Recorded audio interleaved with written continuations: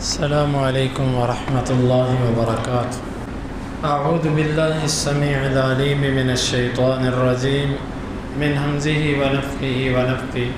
سورۃ النساء آیت نمبر 25۔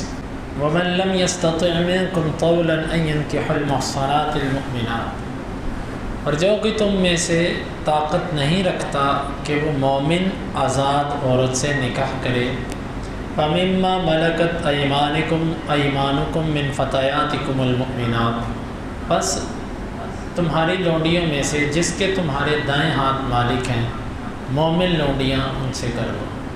اس آیت مبارکہ میں یہ مفہوم بیان کیا گیا ہے کہ اگر ایک بندہ کسی آزاد عورت سے نکاح کرنے کی طاقت نہیں رکھتا، کیا مطلب؟ آزاد عورت جو ہے اس کی رہائش، اس کا کھانا پینا پہننا اور ضروریات زندگی جو ضروریات ہیں وہ مرد کے ذمہ ہیں، مرد ان کو پورا کرے گا۔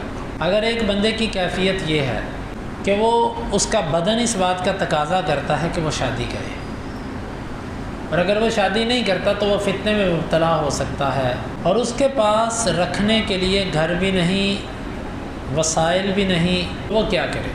شریعت کہتی ہے پھر تم آزاد عورت سے نکاح نہ کرو۔ ایک تو ہے کہ چلو رہائش ہے، ماڑی موٹی گنجائش ہے روٹی کھلانے کی، باقی اللہ برکت کر دے گا، لیکن ایک بندے کے پاس کچھ بھی نہیں، گھر بھی نہیں، کھانے پینے کے اسباب بھی نہیں ہیں، فقیر اور تنگ دست ہے، یہ کیا کرے؟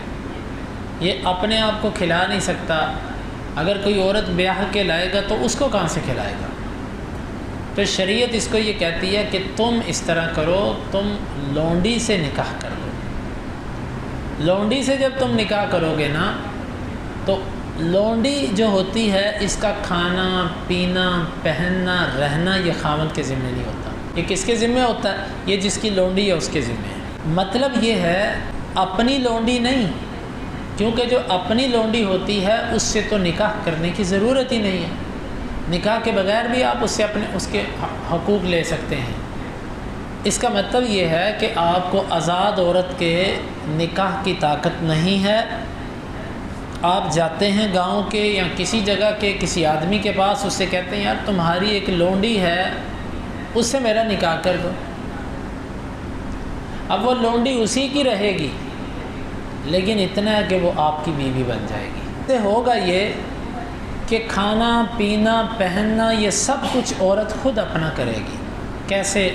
اپنے مالک کی خدمت کر کے، اس کے کام کاج کر کے وہاں سے بنائے گی۔ آپ صرف اور صرف اس کے بدن سے فائدہ لے سکتے ہیں۔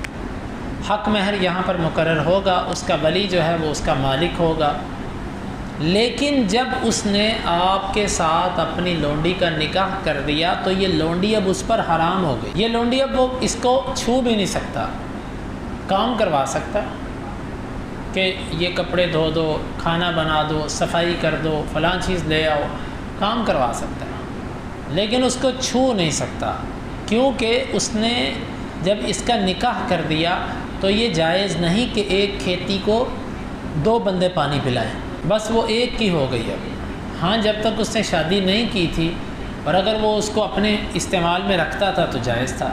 یہ ہے اس آیت مبارکہ کا مطلب۔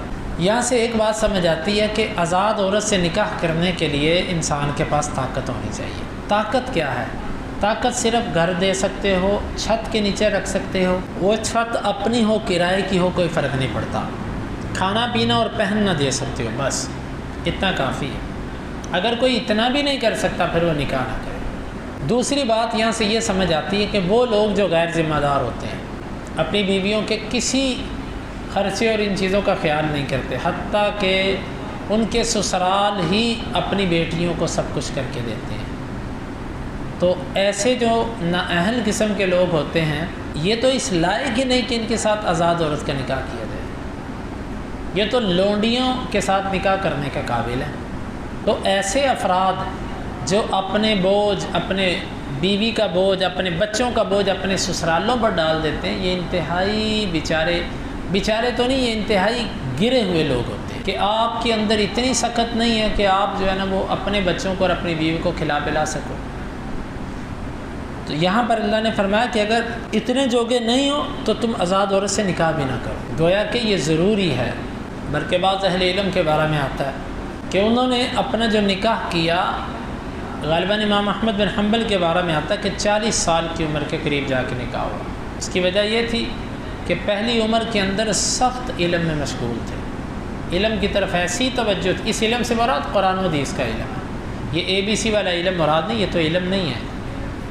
قرآن و حدیث کی تعلیم و تعلم میں ایسے مشغول تھے اور ایسے مگن تھے، وہ کہتے تھے کہ اگر میں اس دوران نکاح کروں گا تو میں بیوی کا حق نہیں ادا کر سکوں گا۔ اندازہ کریں، یہ نہیں کہا کہ پڑھائی متاثر ہوگی، ظاہر وہ تو ہوگی، لیکن اصل بات جو تھی وہ یہ کی کہ بیوی کا حق نہیں ادا ہو سکے گا۔ اس سے معلوم ہوتا ہے کہ بیوی کے حقوق ہیں، اگر بندہ وہ ادا نہیں کر سکتا تو پھر نکاح بھی نہ کرے۔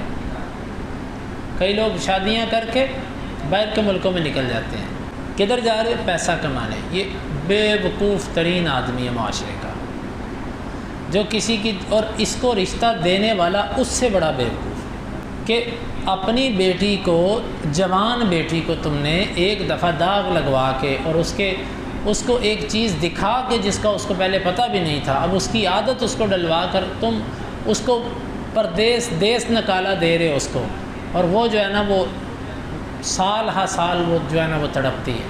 یہ کہاں کی انسانیت اور کہاں کا انصاف ہے؟ جو حقوق نہیں ادا کر سکتا وہ آزاد عورتوں سے نکاح کا شریعت اس کو اجازت بھی نہیں دیتی۔ ساتھ یہ لفظ بولے مؤمنات، مومن، یعنی مومن سے کرنا ہے نکاح۔ اس میں صریح اشارہ اس بات کی طرف ہے کہ مشرکہ اور بے دین عورت وہ جتنی بھی خوبصورت ہو اس سے نکاح نہ کرے، ہو گئی نہیں، مومنہ سے نکاح کرو۔ لونڈی بھی ہو تو مومن ڈھونڈنی ہے۔ تو جب اللہ تعالیٰ نے اس کے لیے بھی مومنہ کی قید لگائی ہے تو ہمیں بھی چاہیے کہ نکاح کے موقع پر عورت کا انتخاب کرتے وقت مومن عورت کا انتخاب کرنے کی کوشش کریں۔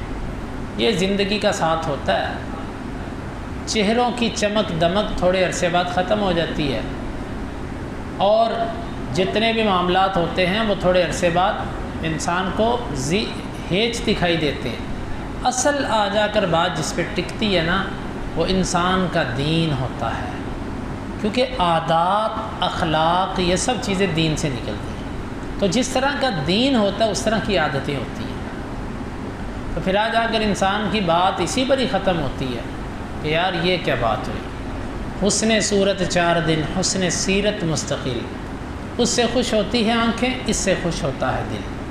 یہی چیز دیکھنی چاہیے۔ اللہ تعالیٰ سے دعا ہے اللہ تعالیٰ اس آیت مبارکہ کو سمجھنے کی اور عمل کی توفیق عطا فرمائے۔